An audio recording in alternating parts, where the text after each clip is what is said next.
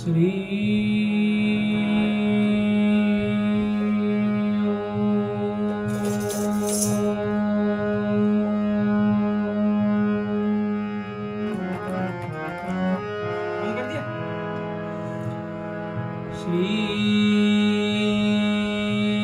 गणेशाय नमः।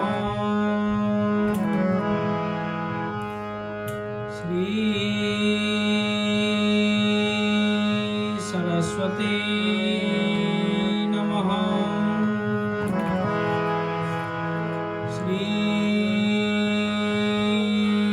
गुरुवे नमः।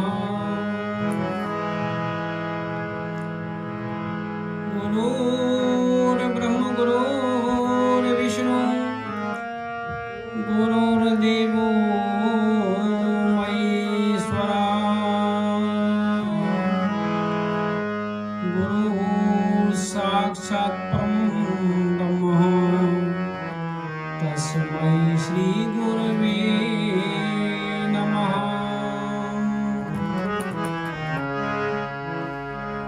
राधा मेरी स्वामिनी मेरा दे जुपदा। जन्म जन्म मोहि दीजियो श्री वृंदावन निवास। श्री ब्रजमंडल निवास।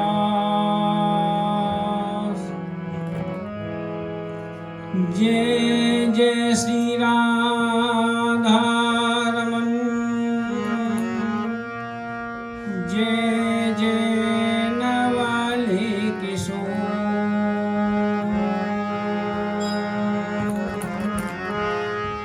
जय गोपी चित चोरे प्रभु। जय जय माखन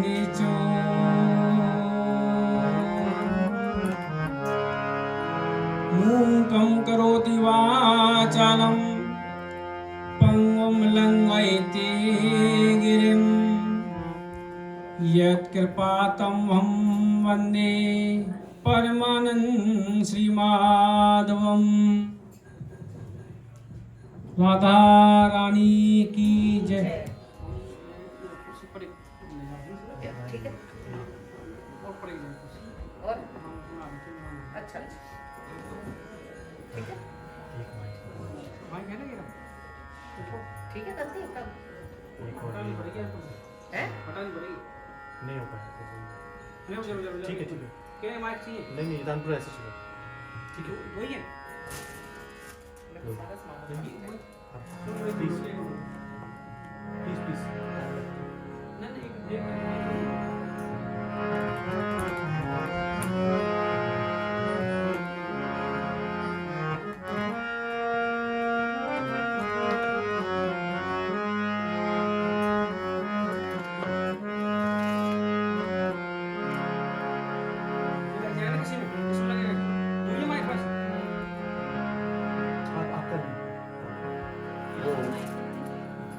वो एनर्जी नहीं वो एनर्जी ना टूटने दे। वो एनर्जी नहीं नहीं आप रखिए उसके लिए ढूंढिए आपको जरूरत है।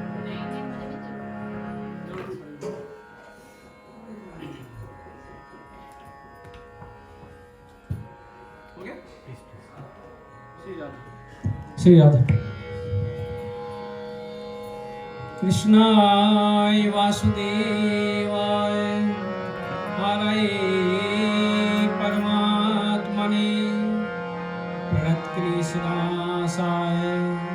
श्री गोविंदाय नमो नमः।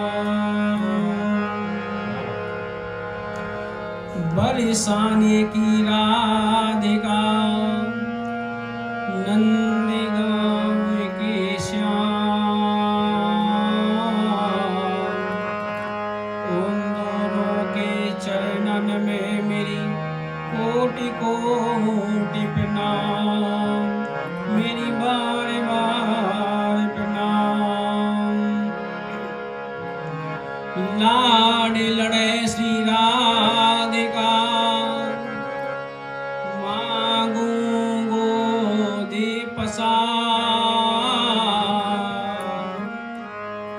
दीजियो स्वामिनी चरण रज और वृंदावन निवास। राधा रानी की जय, कन्हैया लाल की जय। आज हम हमारी प्यारी लाडली जू की बधाई महोत्सव के लिए एकत्रित हुए हैं। आप सभी को पता है, कुछ लोगों को पता भी नहीं था, यहाँ पर राधा अष्टमी कृष्ण जन्माष्टमी की तरह ही मनाई जाती है ब्रजमंडल में। मेरे गोविंद ने रात्रि को 12 बजे अवतार लिया था, प्रकट हुए थे, और मेरी लाडली जो मेरी राधा रानी ब्रह्म मुहूर्त में वृषभान जी को सरोवर में, कुछ साधु संत बताते यमुना जी में कमल के फूल पर मिली थी। राधे राधे। राधा रानी का जो जन्म स्थान बताया गया है, ब्रजमंडल के मथुरा जिले में रावल नामक एक गांव है, रावल। वहां पर हमारी राधा रानी अवतरित हुई थी। राधा रानी कोई अलग नहीं है, कृष्ण ही राधा, राधा ही कृष्ण, दो रूप धारण करके आए हैं। कृष्ण भगवान का प्राण धन। मोबाइल आप कितना भी महंगा ले लो, जब तक सिम नहीं लगेगी मोबाइल बेकार है। राधे राधे। हमारी लाडली जो 64 कलाम से है। कितनी कलाम से? 64 कलाम से। और मेरे गोविंद कृष्ण भगवान 16 कलाम से। तो राधा रानी कितनी शक्तिशाली हो गई? 4 गुना। हर व्यक्ति वहां तक नहीं पहुंच पाता है, बीच में बहुत पड़ाव है। जैसे कि हम देवी देवताओं की पूजा में लगे रहते हैं, किसी ने किसी को आराध्य बना लिया अपने जीवन में, किसी ने किसी को आराध्य बना दिया। मेरे प्रभु ही सभी के रूप में आकर सभी की मनोकामना पूर्ण करते हैं।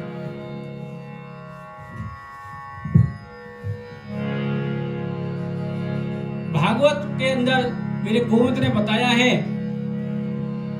कि वहां तक मैं पहुंचने कम देता हूं, उससे पहले ही इधर उधर उनका मन लगा देता हूं। राधे राधे। कोई बजरंगबली को पूजने लग जाएगा, कोई देवी मैया को, कोई भोले बाबा को, सब उसी के रूप हैं, उसी के अंश हैं, लेकिन ध्यान भटका देता है। मेरे गोविंद के पास वो व्यक्ति पहुंचता है जिसकी कोई मनोकामना ना हो, निष्काम भक्ति वाला पहुंचता है।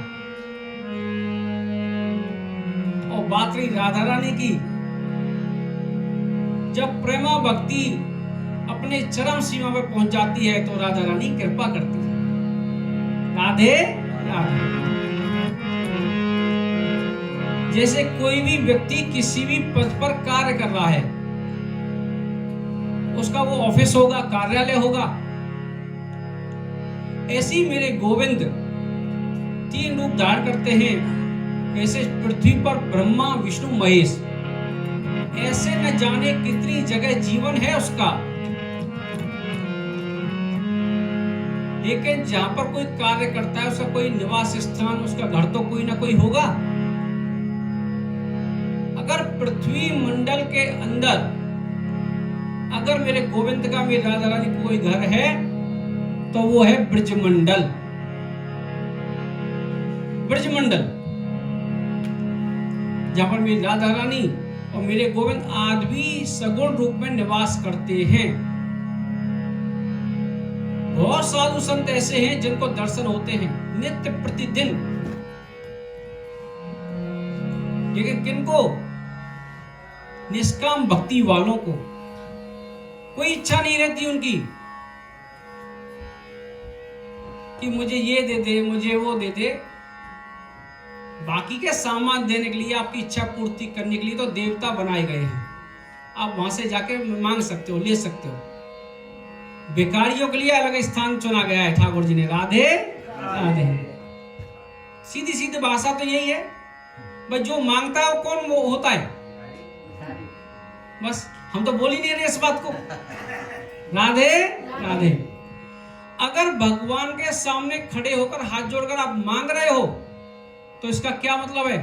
आपको भगवान में विश्वास है ही नहीं, आपको भगवान में विश्वास नहीं है।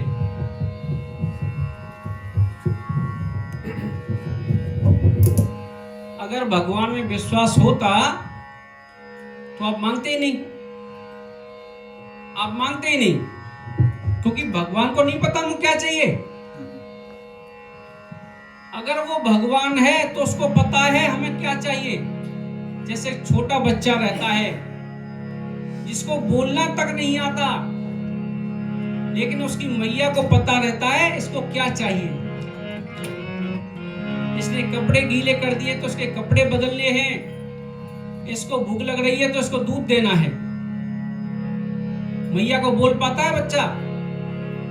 तो ऐसे ही परमपिता परमेश्वर के आप दहलीज पर आ गए, उसके सामने खड़े होकर सरेंडर हो जाओ, समर्पित हो जाओ। बस हमसे ज्यादा उसको पता है कि हमको क्या चाहिए। शायद हमें भी नहीं पता अपने बारे में, हमें तो अपने सिर्फ इस जीवन के बारे में पता चला है कि हमारा ये जीवन है, हमारा ये नाम है, हम ये कार्य कर रहे हैं। लेकिन परमपिता परमेश्वर को तुम्हारे पिछले जन्मों की और पिछले जन्मों की कहां कहां तक की यात्रा पता है। सभी को पता है 84 लाख योनि भोगने के बाद हमें मनुष्य शरीर मिलता है। जितने भी कुत्ते, बिल्ली, पशु, पक्षी आप देख रहे हैं ना दुनिया में, हमारे और आपके जैसे ये कभी डॉक्टर थे, इंजीनियर थे, वैज्ञानिक भी थे। अपना पूरा समय उन्होंने उसमें लगा दिया, भगवान के लिए समय नहीं निकाला। हम ऐसा नहीं बोल रहे आप अपने कामों को छोड़ दो और सब साधु संत बन जाओ, नहीं, अपने कार्य में लगे रहो। कृष्ण भगवान ने कहा है कर्मण्येवाधिकारस्ते मां फलेषु कदाचन। कर्म करते रहो, लेकिन चिंतन करते रहो मेरे गोविंद का, मेरे ठाकुर जी का। जिसको भी आपने माना है आप उसका ही चिंतन करते रहो। भाई जहां पर आप काम कर रहे हो, हाथों से कर रहे हो, बीच बीच में 5 मिनट में बोलते रहो एक बार नाम, जिसको भी आपने माना है। गोविंद को माना है तो 5 मिनट बाद, 10 मिनट बाद बोलते रहो हरे कृष्ण कृष्ण कृष्ण हरे हरे, हरे राम राम राम हरे हरे। अंदर अंदर बोलो, बाहर नहीं बोल सकते हो, अंदर अंदर चलने दो। कौन सा पैसा लग रहा है इसमें? नहीं तो फिर हम वहीं पहुंच जाएंगे। मनुष्य जन्म में हमको मुक्ति का मार्ग मिल सकता है, बाकी अन्य जन्मों में नहीं। कुत्ता, बिल्ली, ऊंट, भेड़, बकरी कोई मुक्ति का मार्ग नहीं ढूंढ सकते। अगर भजन नहीं करोगे तो अपने लिए रास्ता सभी लोग ढूंढ रहे हैं वहीं पर जाने के लिए। एक घड़ी आधी में बुनियाद। एक घड़ी होती है 24 मिनट की, एक घड़ी आधी में बुनियाद। तुलसी संग साधु की हरे कोटि अपराध। आपसे 2-4 घंटे, 6 घंटे, 8 घंटे बैठ के भजन करने के लिए नहीं बोल रहे। 24 मिनट कर लो, एक घड़ी, आधी घड़ी, उसमें भी आधा कर लो। आदि में पुनियाद 6.25 मिनट का सत्संग हरे कोटि अपराध। क्या बात। राधे राधे। आप किसी भी ब्रांड का कपड़ा ले लो नया, उसको प्रतिदिन पहनो, धो मत उसको, गंदा नहीं होगा। किसी कंपनी ने ऐसा कपड़ा बनाया है जो गंदा ना हो। डिटर्जेंट की जरूरत पड़ेगी, साबुन की जरूरत पड़ेगी, धुलाई करनी पड़ेगी।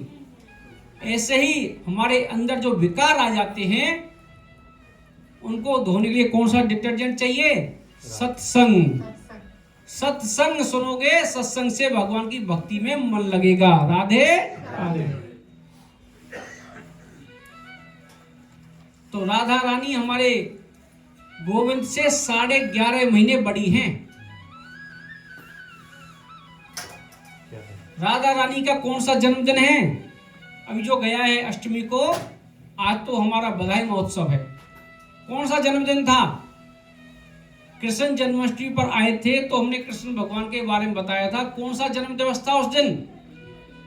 5251 मेरे गोविंद का जन्म दिवस था। अब 1 साल 11.5 महीने बड़ी है राधा रानी, तो 5252 5252 वहां जन्म दिवस मनाया गया है बुधवार को, राधाष्टमी के दिन। राधे राधे। अपने धर्म के बारे में हमें जरूर पता होना चाहिए। अगर आप ढूंढोगे तो हमारे जैसा धर्म नहीं है, धर्म तो हमारा ही है, बाकी तो राधे राधे। 5252वां जन्म दिवस था हमारे राधा रानी का।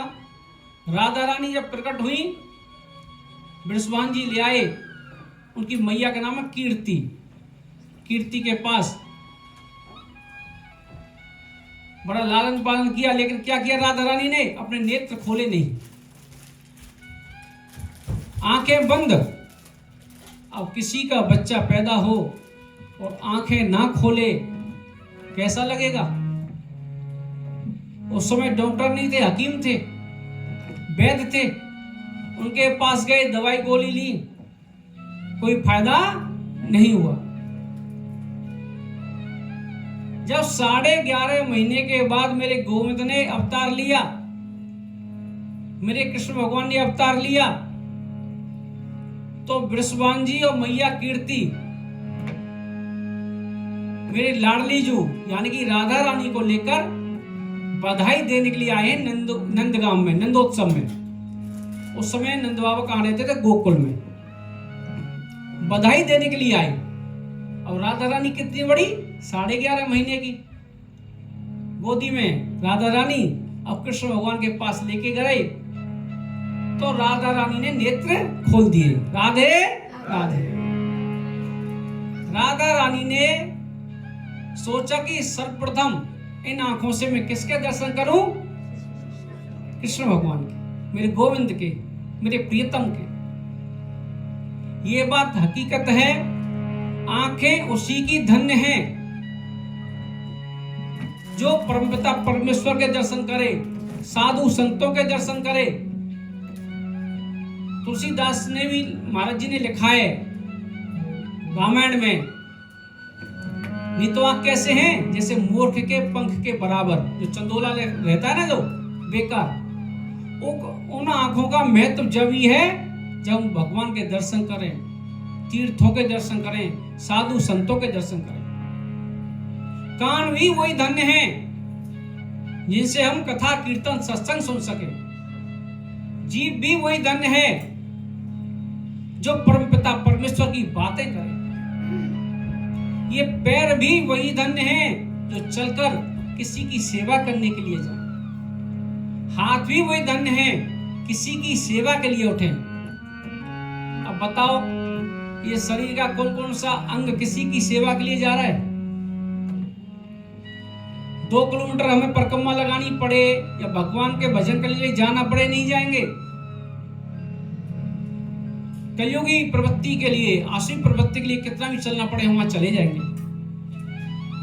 ये जीव का कोई पेट्रोल खर्च नहीं होता है, कोई चार्ज नहीं है। हम निंदा करते रहेंगे, बुराइयां करते रहेंगे 2 घंटे 4 घंटे, बड़ा आनंद आएगा महाराज, लेकिन भजन नहीं करेंगे।